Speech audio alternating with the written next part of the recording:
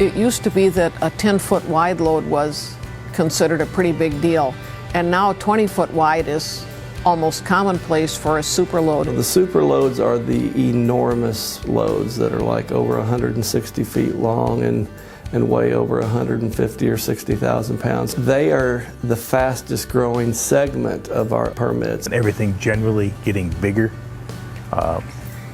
People trying to take advantage of the efficiencies of not fabricating on site, bringing in the biggest components they can. It seems like everyone wants their product bigger and bigger. So the end result is they ask us to move bigger and bigger components.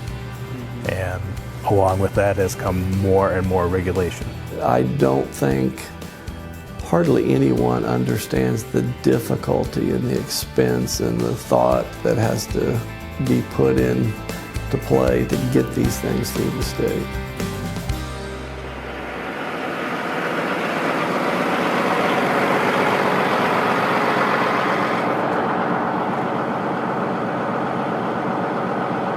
Tonight we're moving a control house from Urbana, Missouri, down to Birch Tree, Missouri.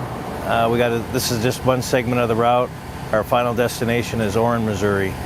We're going to have 4 escorts this evening. We'll have 2 bucket trucks to go through Springfield, Missouri, and we'll have probably 3 state patrol helping us make this move this evening. Every load that we move is big to the general public. This tractor setup is, we're 16 wide. That's we're almost twice the size, twice the width of a normal 18-wheeler. We're twice as long as a normal 18-wheeler, and we're 3 feet taller than a normal, van truck. So we have all kinds of things to be concerned with, and managing that is, just that safety and the risk to the load, the equipment, the public, to the infrastructure, just making sure that everything's keeping that bubble around that protective bubble around the load, so that we don't have any scrapes.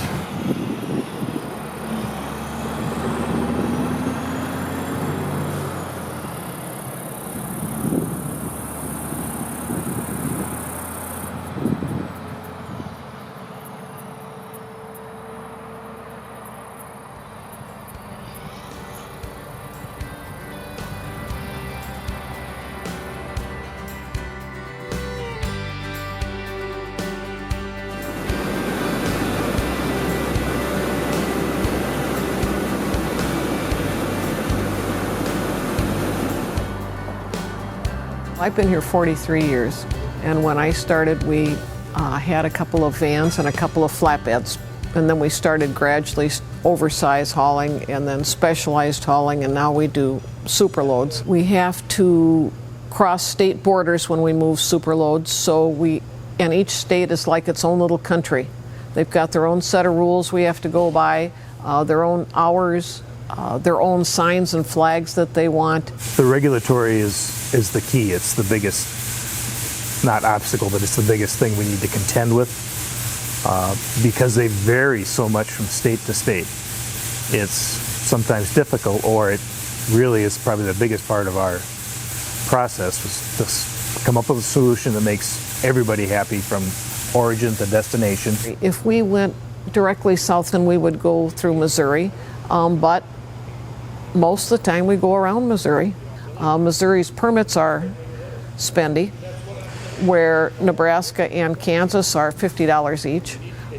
Missouri's highway patrol are required, where Kansas and Nebraska don't require highway patrol at all, and Missouri's patrol are expensive. We take the scenic tour of the state typically, or to get there it's all over the place, so it adds a lot of miles.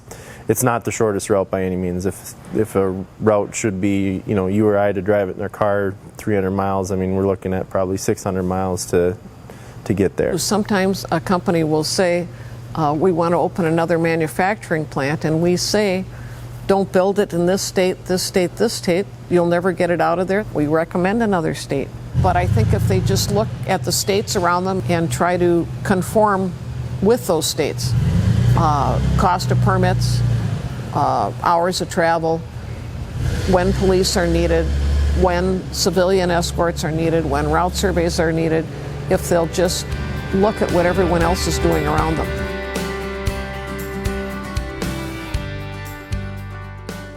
About 70% of our total oversized overweight permits are done online, and we never look at them. For Superloads, it's much more complicated. Sometimes we work with them for months on figuring out how to get this through Missouri safely. Ideally, Missouri and every state would prefer for these big, wide, tall loads to be on our interstates. Unfortunately, though, the load almost never ends up on the interstate, so at some point in time you have to get on a lettered route, or sometimes even through a town or a city. And depending upon here again, the width or the height of the load, sometimes we have to route them in places we would rather not, these rural country roads, but it was the only way to avoid certain infrastructure. You know, we want to be, one of our goals here is the efficient and safe movement of freight, and if we can't provide that, that's not what we want. Part of it is regulatory. We're in the process of reviewing our rules. In my motor carrier division, we had 44 rules to review. That doesn't sound like much, but you know, with government, that 44 rules was a book. And we're very proud and happy to say we worked with industry, and 64% of those 44 rules have either been proposed to completely do away with them, rescind them, or clean up obsolete, hard to understand language, make them more understandable. It's hard to even comprehend some of these rules, or make them less restrictive. So we think our new rules, when they make it through the process of rulemaking, will be a big benefit to industry. We're going to do our part to work with carriers to make our rules and regulations less restrictive and not compromise safety. And of course, things like this, the general public, getting industry involved to help us tell the story. And policymakers really can't act unless they have, you know, the support of the people they're representing too. So we appreciate the fact that we're trying to get this story out.